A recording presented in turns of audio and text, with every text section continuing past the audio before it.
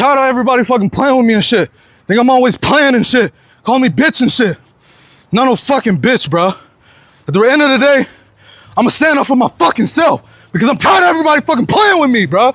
Real shit. So yesterday we saw one of the most brutal attacks that we've ever seen in the MMA world. And in this video, I'm gonna give you all the context that led up to the event and why it happened, and then also some thoughts afterwards and who might be to blame. So this is Rampage Jackson. He's the son of Quinton Rampage Jackson, who's a former UFC champion and a pretty savage human being.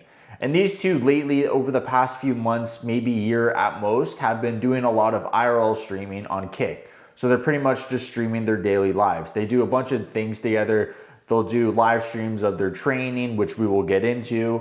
They'll do live streams of them on double dates and just like going out to bars and just doing, pretty much just living their lives. And Raja, Quinton's son, was, I'm assuming, invited to a wrestling event. And this backstage moment is what caused this whole situation to happen in the first place. You don't know me? Hell no.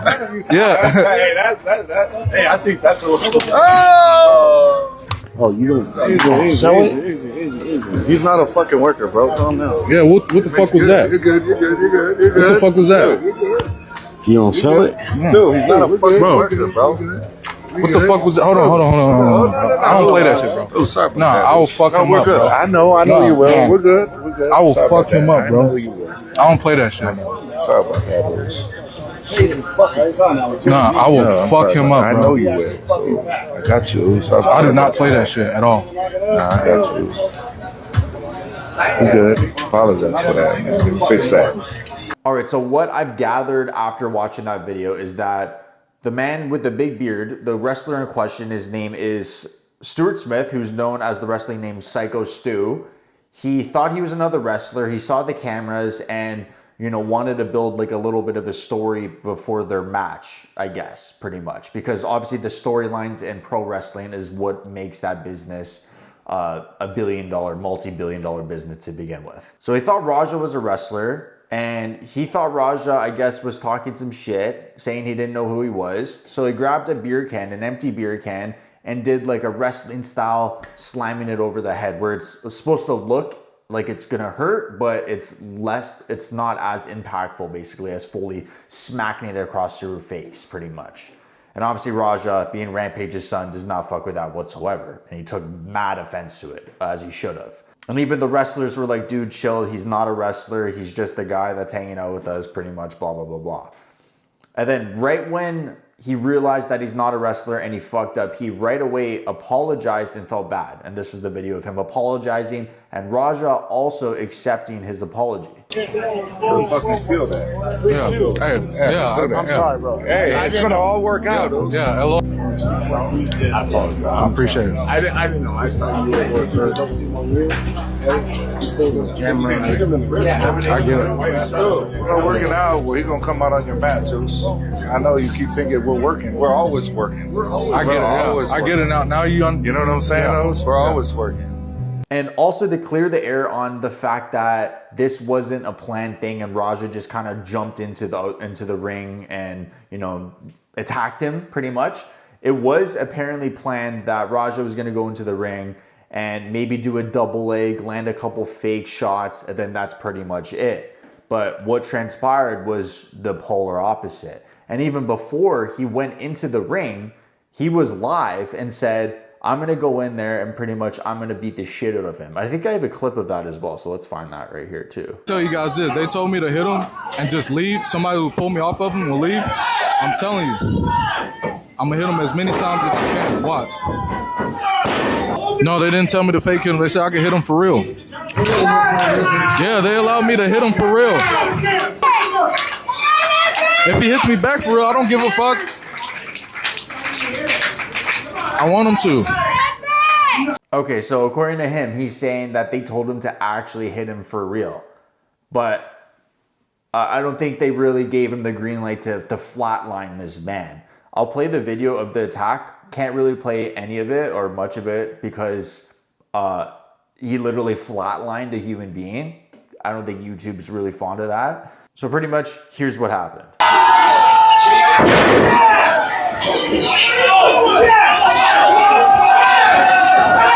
And the scariest thing about this whole situation, like I mentioned before, is that Stewart actually flatlined in the ring. So I'm guessing he had no heartbeat. Obviously, that's what flatline means. I'm not a doctor, clearly. But this guy literally died. He was dead, pronounced dead. Thank God it's been reported that he's woken up, but he's still in pretty bad shape, as you would expect. And the sad thing about this whole situation is the story behind Stewart. So this is Stewart. Let's pull up a video of Stewart and him talking about wrestling. Pro in 2009. I had just got out of the military, probably about 6 months earlier. I got out of the military, I joined Knox Pro, because I needed something to focus on. I needed something to help me adjust back into civilian life. A lot of veterans, it's hard for them to readjust into civilian life coming from the life of the military. I'm an American soldier that suffers from PTSD. Being in front of a crowd, it doesn't give me as much anxiety and aggression as I thought it would. So Stewart is an Army veteran, and he also suffers from PTSD. And he is a pro wrestler solely on the fact that it helps him deal with his personal struggles. And Raja just hit him 22 times as he was unconscious after he slammed him on his head. So how is he going to recover with his PTSD, with that head trauma, after this attack? That's what I'm really scared about and worried about for this man. And before we dig into anything else any further, here's a video immediately of Raja after his attack. I just saw the video.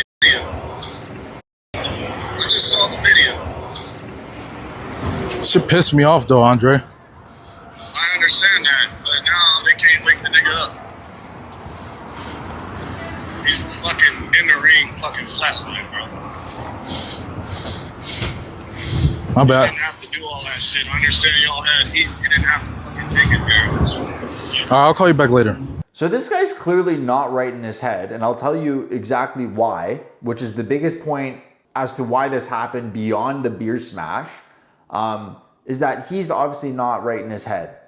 The guy clearly just told him he's flatlined. He is dead. The guy's dead and he's not waking up. And he says, my bad, I'll call you back. Obviously, a lot of adrenaline completely affects how he is going to communicate. But, I mean, if I'm told you just killed someone, my bad is not a reaction, is not the immediate response that I'm going to give. And I posted a short rundown of this video on my Instagram page. And a lot of people already in the comment section are saying it was deserved. Okay, deserved, I would say to a certain extent. If a guy smashed a beer can on my head unsolicited, I'd be pissed off, no doubt. Would I punch him in the face? I don't know about that. Would I punch him 22 times as he was unconscious after I slammed him on his neck? Definitely not. Would I try to flatline him? Definitely not. That's not really who I am. I'm more of a talker, more of a walk away from the situation kind of person. I'm scared of conflict. I think everyone should be to begin with, because what's going to happen to Raja after this? Is he going to prison? What's his punishment? Should he watch Carlos Esparza, Rose Namajunas 2? Like on repeat forever, or life in prison? Which one's worse? I don't know. Okay, so now on to the reason why I believe this escalated so badly.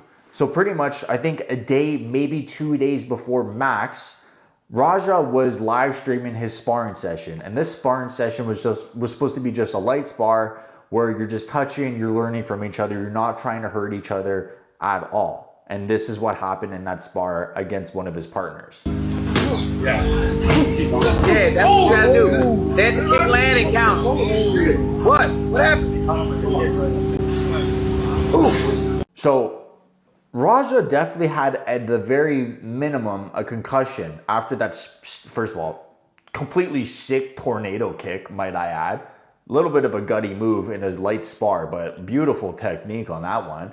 But Raja was clearly concussed, so he was going into this wrestling event pissed off with head trauma and just like looking for vengeance in the world if it's presented to him. If someone looks at him the wrong way, does something the wrong way to him, smashes an empty beer can over his head would be perfect.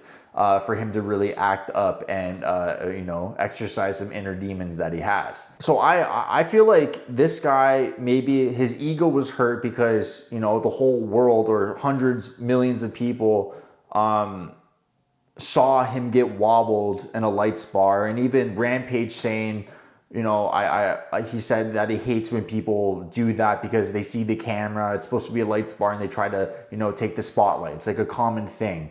When someone is, you know, if someone's paired up with a professional fighter, you're going to want to get your licks in. You're going to want to feel good about yourself. It's an ego battle. That's just common sense. That's just how it goes. So people, especially the pro fighters that are very famous, they're very selective with the people they train with because they don't want to get into these gym brawls, because obviously if they get tagged, they're going to give it back even harder and try to hurt the guy. And Rampage was upset about this, the fact that the whole situation played out, and obviously had some talks with Rajan, I forget his name. Rajan. Anyways, who cares? You know, off camera, basically saying how that's not cool. So I'm guessing, you know, he was pretty hyped up.